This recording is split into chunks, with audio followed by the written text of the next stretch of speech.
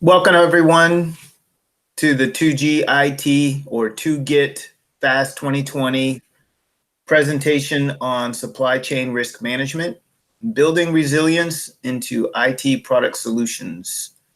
My name is Paul Morris, and I have with me Mr. Tom Smith, and hope you enjoy our presentation on the 2GIT supply chain risk management approach. Next slide. So in an overview, we're going to discuss what the 2GIT or 2GIT solution is, what makes it the value option solution for me, why is supply chain risk management or SCRM so important, and how do I find the 2GIT blanket purchase agreements in the GSA marketplace.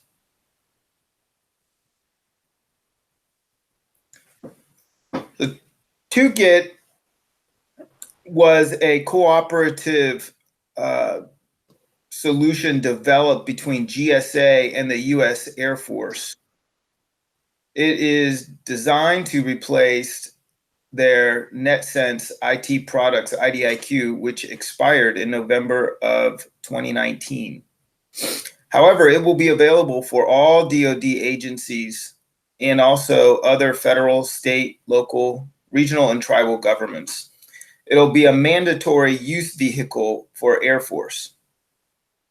The scope of 2GIT will cover the listed SINs, and we provided a short crosswalk to the NAICS codes that will be listed under the new mass consolidated solution. The period of performance will be 5 years from the date of award, and those dates are anticipated from sometime in 2020 through that 5-year period in 2025. And it will include contractor teaming arrangements at the BPA level. Industry participation on this BPA includes manufacturers, distributors, and authorized resellers. The managed portfolio will consist of approximately 75% small business based on pre-award analysis. Next slide. So looking at the scope of 2GIT, it includes commercial off-the-shelf IT products, which will include hardware and software. And the structure of the BPA is broken up into line item numbers to include data center or compute store, end user, network connect, and radio equipment. And you can see some examples of what each of those line item numbers might include here.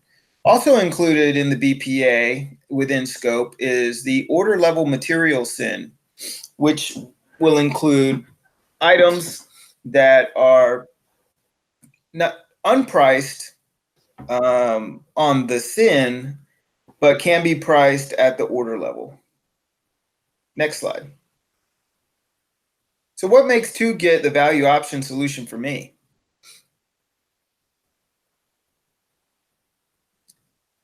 So one of the things that makes 2GIT somewhat special is the level of integrated SCRM controls or supply chain risk management controls that were incorporated at the contract level, or should I say the BPA level. This reduces the amount of risk to the buyer by enforcing supply chain risk management controls with the BPA holders. The BPA also enables faster ordering, reduces agency contract administration, improves product availability opportunity by enforcing a fast lane modification process across all BPAs.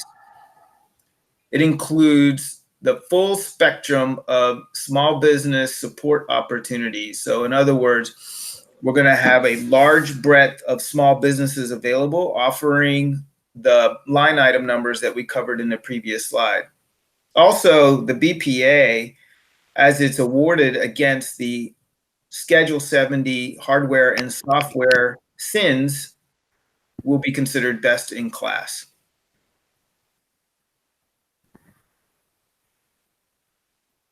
Next slide.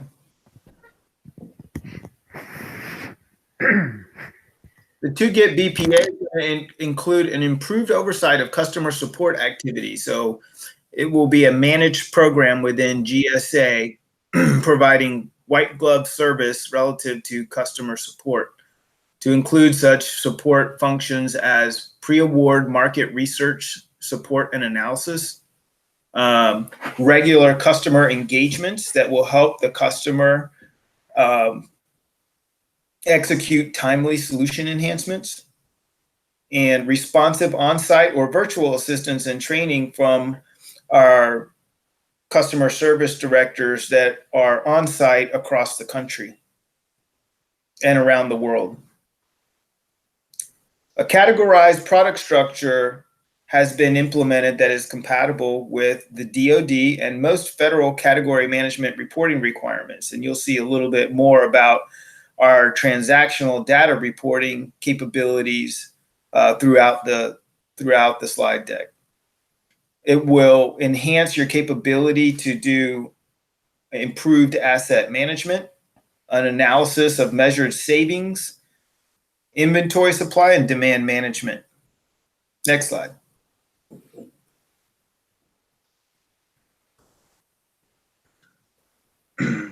2GET is going to allow both the GSA and its customers to have better oversight of modification processing.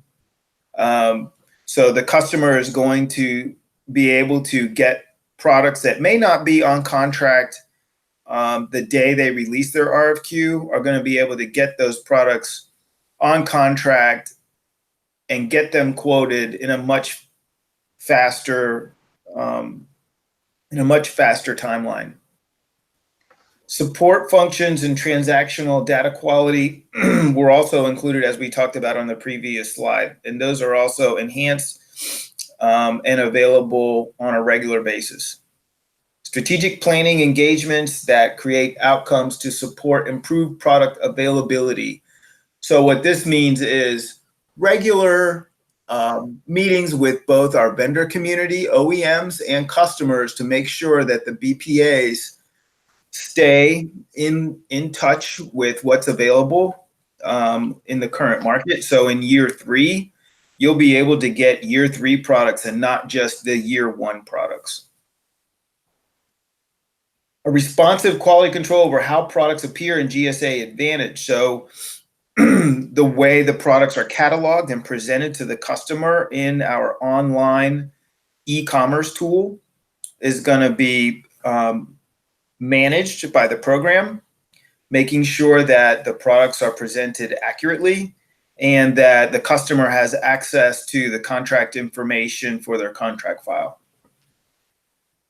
And again, there'll be an improved partnership with industry to leverage commercial systems and interfaces and processes that enhance the GSA and customer buying experience.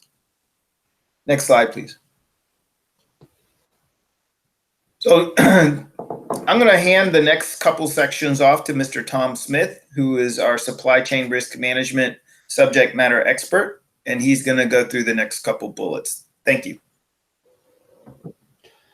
Thanks, Paul, for that introduction.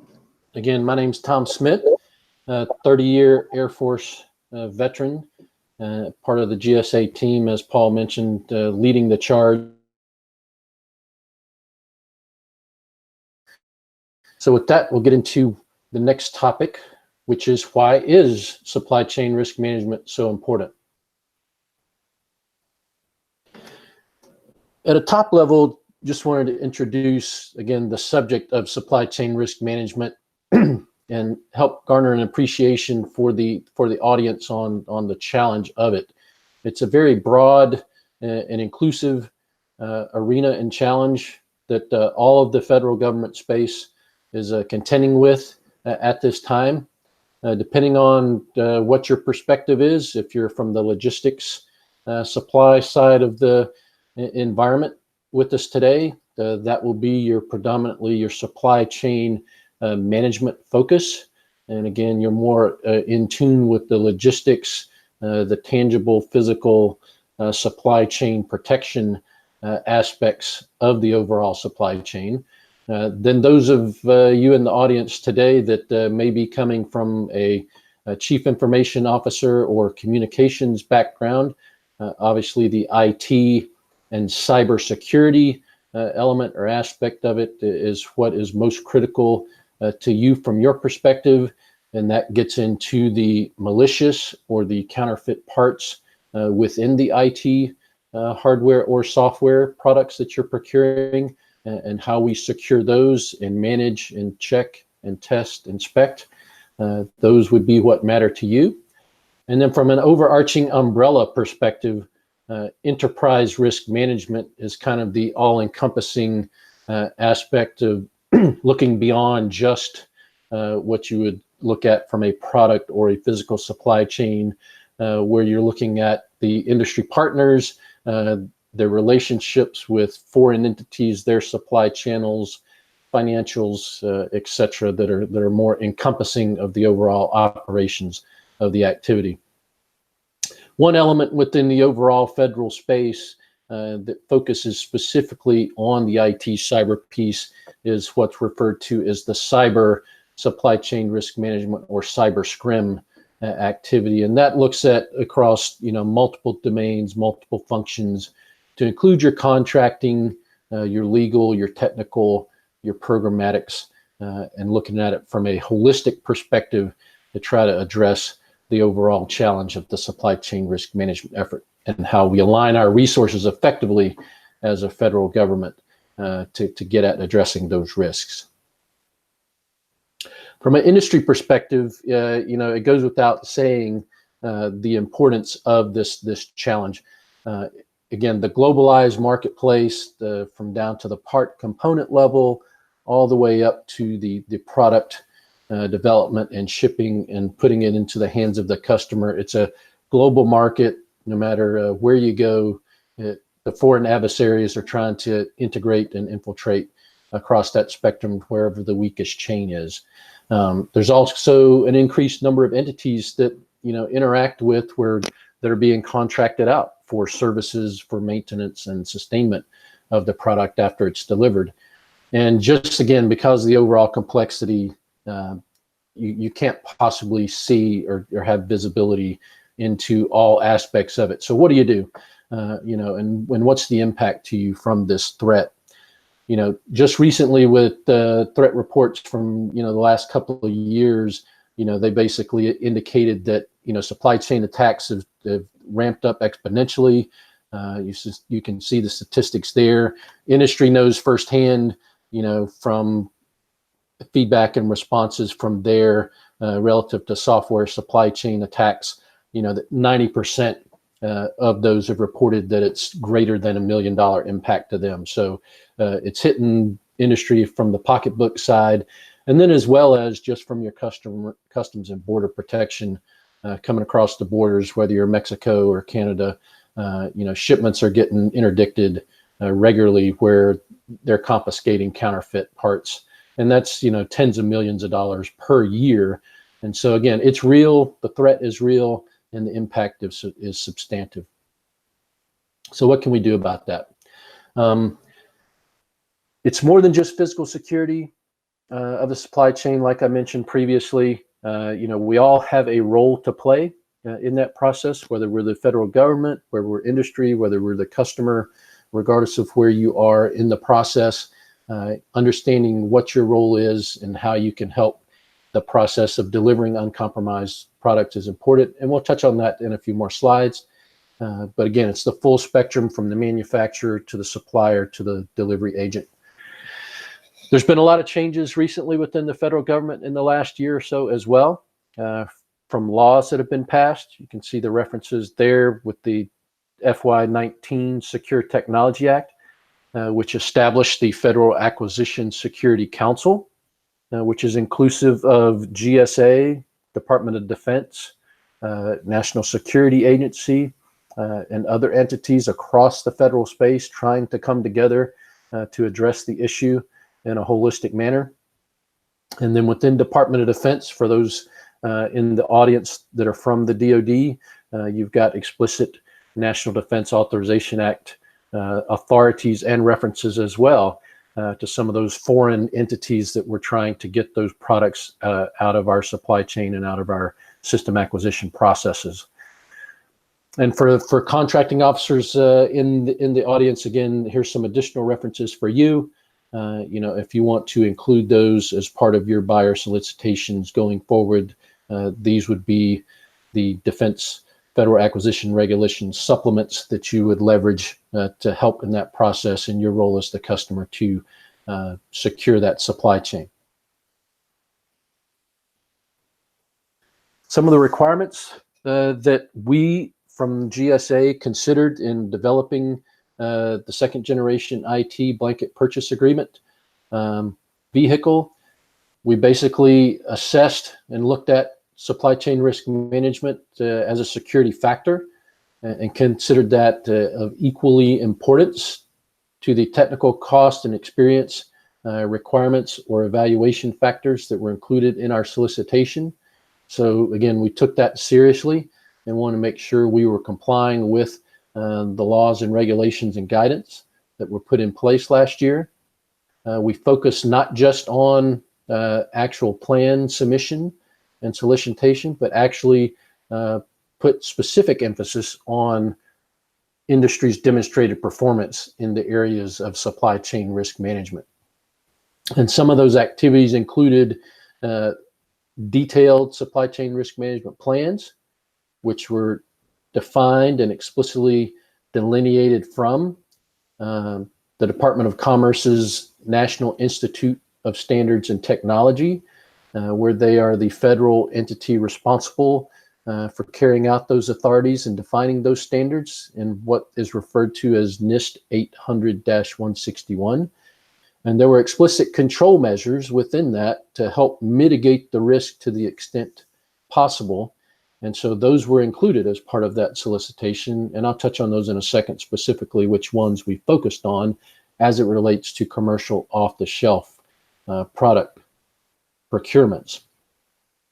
And then we identified relevant government contract experience, whether it was with other federal agencies or Department of Defense specifically, in terms of implementing those requirements. Again, focusing on performance, not just plans.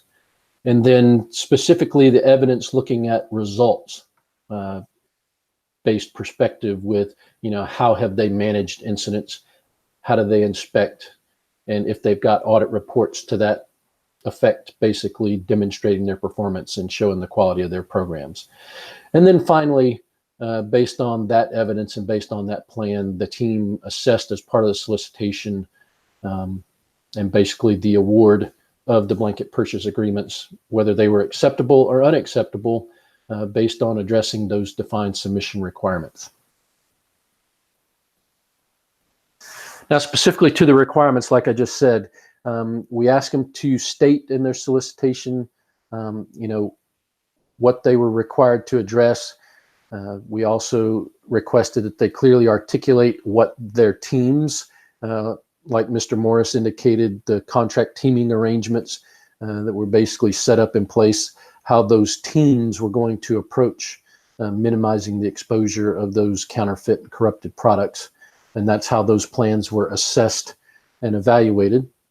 And then we asked them to take the industry standards, which are part of how they operate in their business culture and their business operations, and cross-reference those best practices and industry standards to the applicable control measures that we just identified.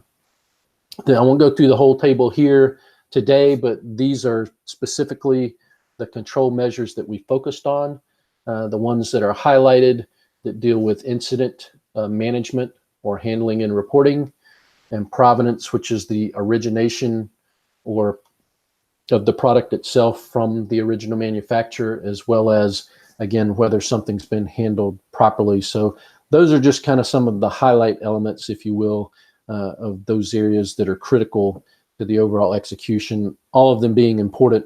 But again, we kind of focused on some of those there that are a little bit more obvious to you from a supply chain protections perspective.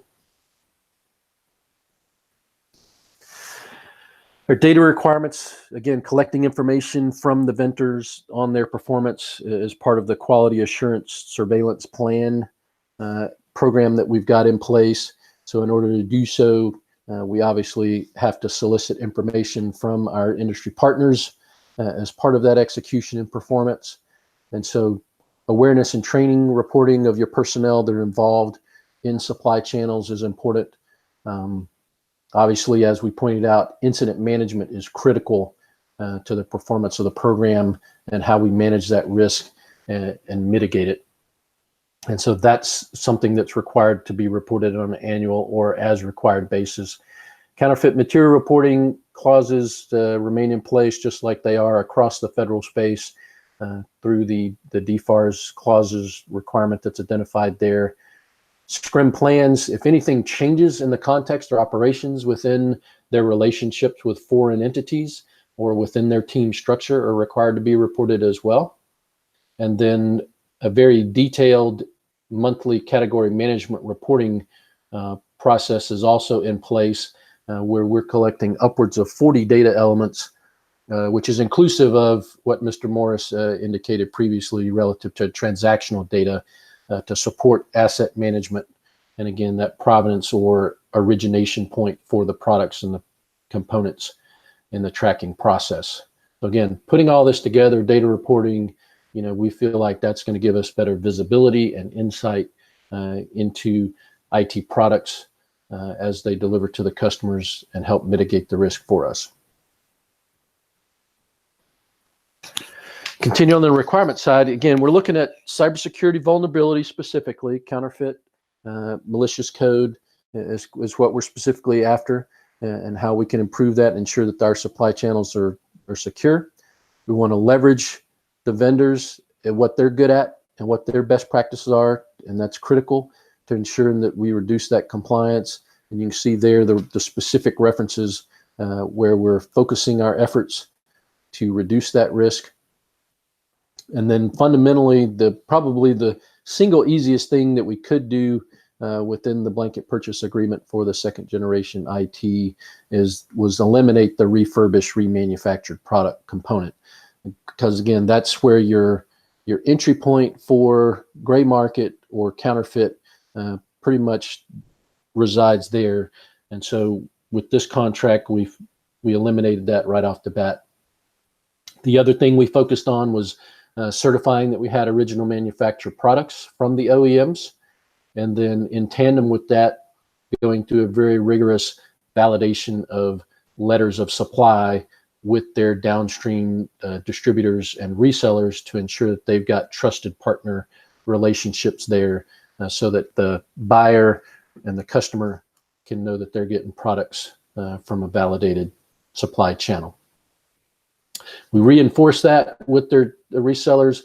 GSA by default, as part of their scheduled program, includes Trade Act agreement compliance. But the thing that I want the audience to take away from this today is that Trade Act agreement in and of itself does not mean that you have a secure supply chain. So you need to have all these other elements that we just talked about and just went through in concert with that Trade Act agreement compliance, which gives you the country of origin information as part of that to make sure you've got a robust supply chain risk management activity and program in place. Other things in addition to that you want to consider, as a customer when you're procuring IT products to improve your supply chain risk management risk posture is making sure that the tracking of your orders is accountable.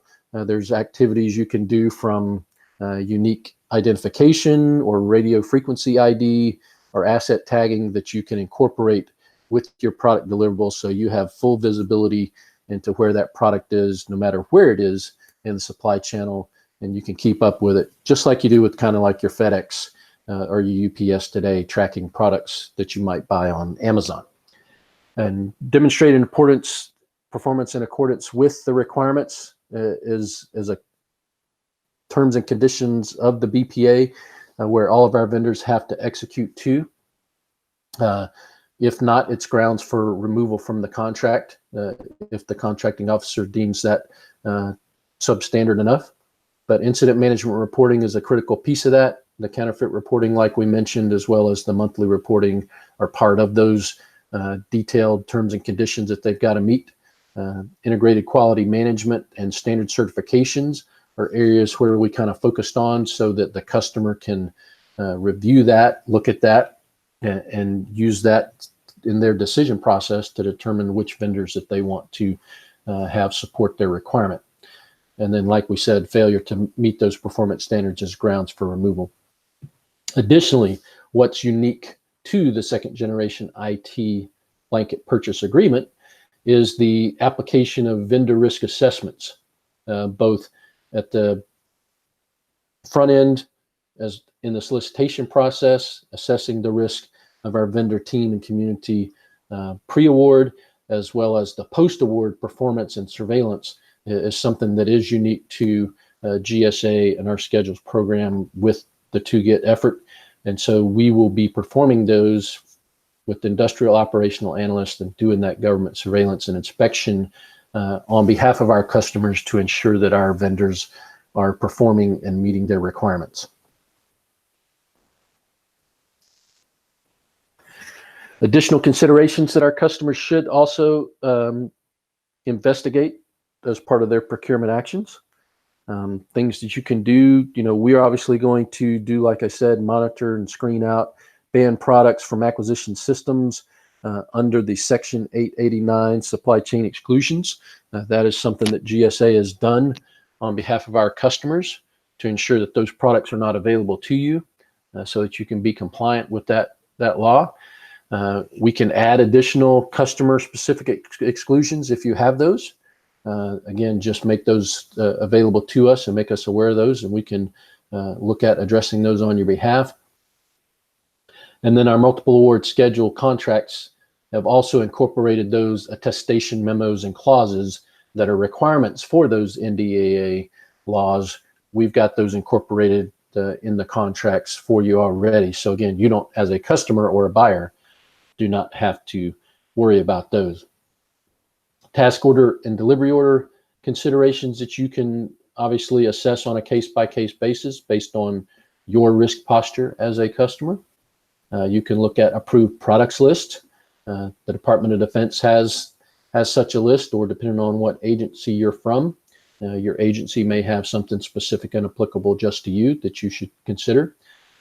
Also look at potentially requesting deliverable bill of materials with your invoice so you know exactly what's in each product, and then you can have that as your evidence to back that up from a risk perspective, whoever's doing your IT cybersecurity inspection on your end. And then additionally, product inspection, testing, and certification results are something that could be requested from you as a customer. However, keep in mind that additional cost may be incurred by that additional requirement on you as a customer. But again, that is your assessment to make in terms of your value proposition and your risk program. Now, from GSA obviously has not been conducting this activity in a vacuum. We've been looking across federal space within industry, looking for best practices and lessons learned to integrate in the solicitation and in our supply chain risk management program. We've leveraged Department of Homeland Security and the task force involved in information and communications technology workforce, as well as Department of Defense and others to leverage what they're doing. And then the Federal Acquisition Security Council is also using 2GET as a use case pilot as well to vet some of their processes and procedures moving forward. We're leveraging the vendor risk assessment program to continue to build out those partnerships and strengthen overall execution. And again, you see some of the other organizations we're working with very closely across all federal agencies, Department of Energy, Air Force, DOD. And so again, we're wanting to make sure that what we're doing is consistent and available to all to help our customers achieve a more secure supply chain. Now, kind of went through, why supply chain risk management is important to you, but obviously the next question is, how do I find the second generation IT blanket purchase agreement so I can take advantage of all the great stuff that we've put in there on supply chain risk management? So I'll take a few minutes here to walk through, just the process of using the GSA e-commerce tools and how to recognize and identify the second generation IT products within the e-commerce tools.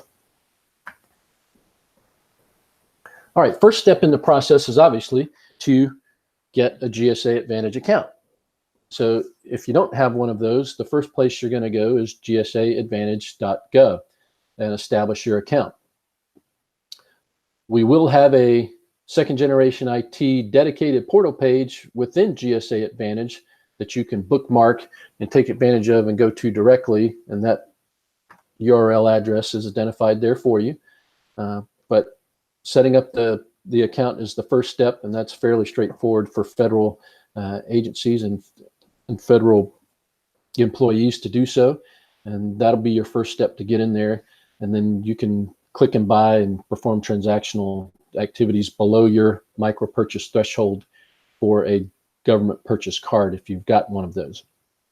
So let's walk through one of those examples real quick for you within Advantage, just to give you a perspective on what it's going to look like when the second generation IT page becomes active here in the near future. First thing you're going to see after you log in with your account is obviously the Advantage homepage, and this would be what your Advantage homepage landing page will look like with the second generation IT products reference embedded within it.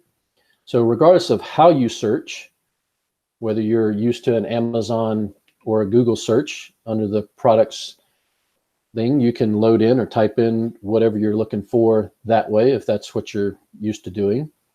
The other activity you can do is down here on the bottom right, is to search through our strategic sourcing offerings. And in that drop-down menu, you'll be able to see the second generation IT products listing, along with all of the other schedule resources that are included within GSA's offerings.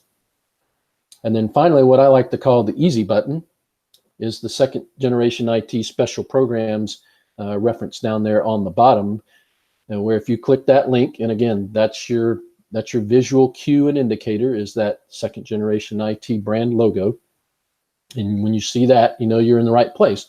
So if you click the easy button, it's going to take you to, kind of the next page in the process flow.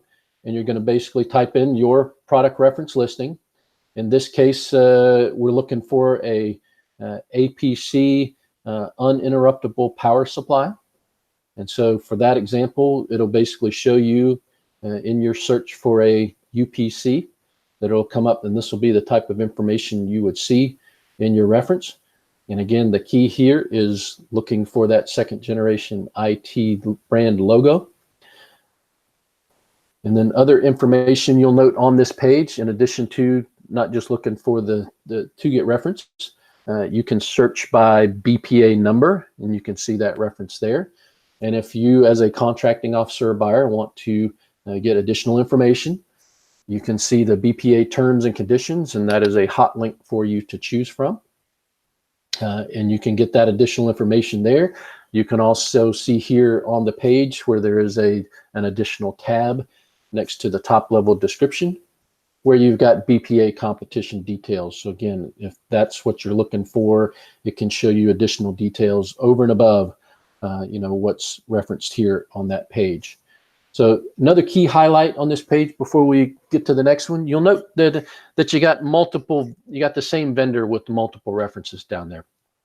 So the takeaway there is, each vendor supports multiple activities on the schedules. So again, you'll see different pricing for the same vendors out there. So just pay attention to, again, that second generation IT brand logo to see that you're getting the best pricing available to you, and that you're doing what's best for what your requirement is. So just want to highlight that.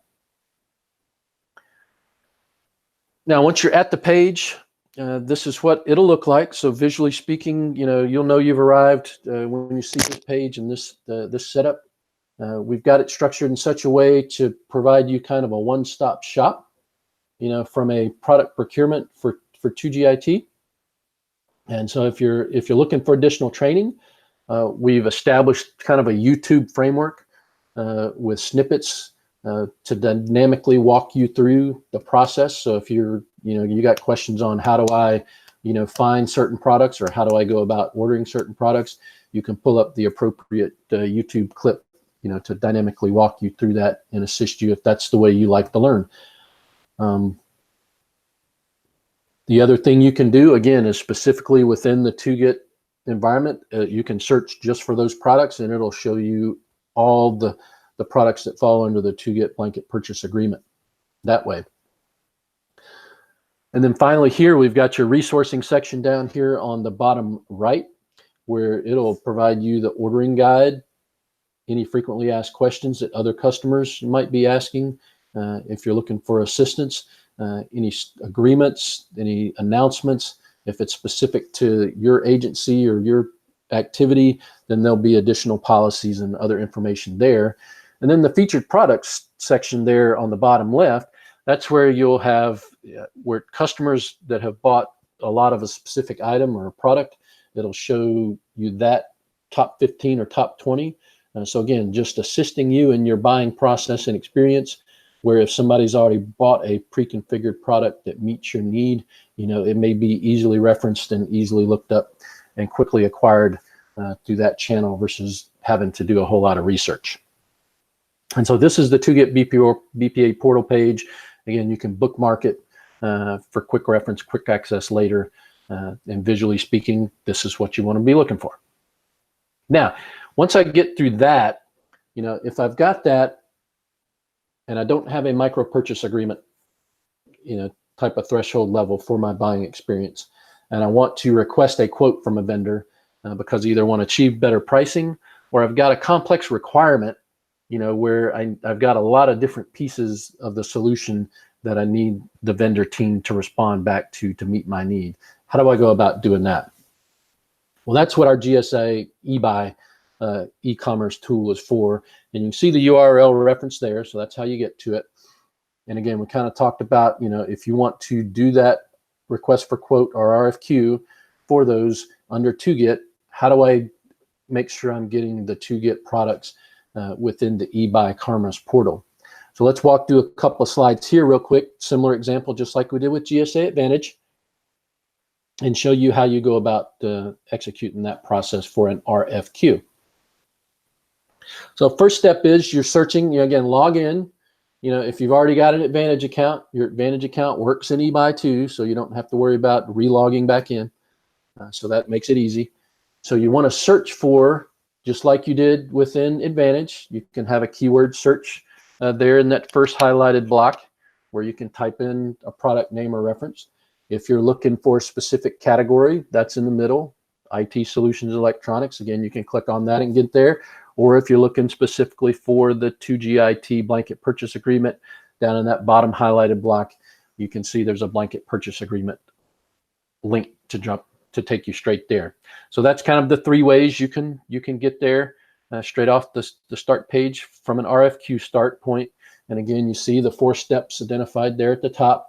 It'll walk you through each step for your submission process. So let's say we want to do 2GIT.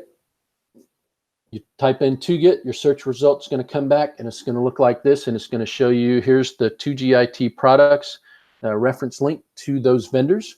So in this case, if you hit the select box there in this instance for a product, it's going to go to all of those vendors that were awarded under the 2GIT blanket purchase agreement. And right now that's roughly 75, but this basically, again, the easy button, if you want to submit and broadcast your requirement to all of those vendors all at the same time, then you would hit that select button there, and it would send your requirement out to all of them. And then they are required to, by contractual terms and conditions, to respond back to you one way or another. Now, let's say I don't want to send it to all 75. Then what do I do?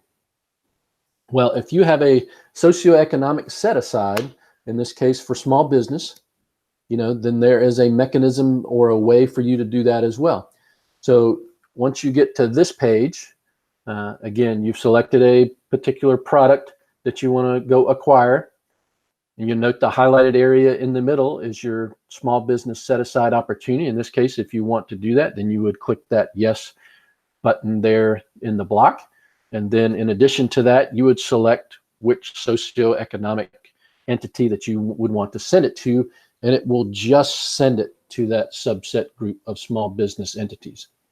Now, the key takeaway here is that you can only choose one of those for a small business set aside. So keep that in mind. If that's what you're wanting to do, then you have to choose one to proceed forward. And once you do that, again, it will only be visible to those entities that you designate. And then at the end of your package process flow, when you get to that step 4, you'll be able to review your package before you submit it to industry. You'll go through the progress flow. If you've got green check marks all identified as highlighted there, then you know you've successfully completed each section properly. It'll have your shipping address, your product name, reference, quantity. If you need to attach documents, there'll be opportunities to attach those to amplify or provide additional information to the vendor community. You review it, and then obviously the next step after that is submit. And then you'll know you're complete in the process. And so that's just a real top level look at, kind of Air Force Advantage e-commerce tool or GSA Advantage e-commerce tool, the eBuy.gov RFQ submission tool, and kind of how you would see ToGet and how would you find their products. And with that, we'll conclude today's session. We hope that you've appreciated what we provided to you today. Mr. Morris and myself are here for you, available to answer questions, but we hope that you have gleaned enough information from our presentation today that our IT hardware software offering is going to provide you what you need to meet your mission, and we hope to be available soon.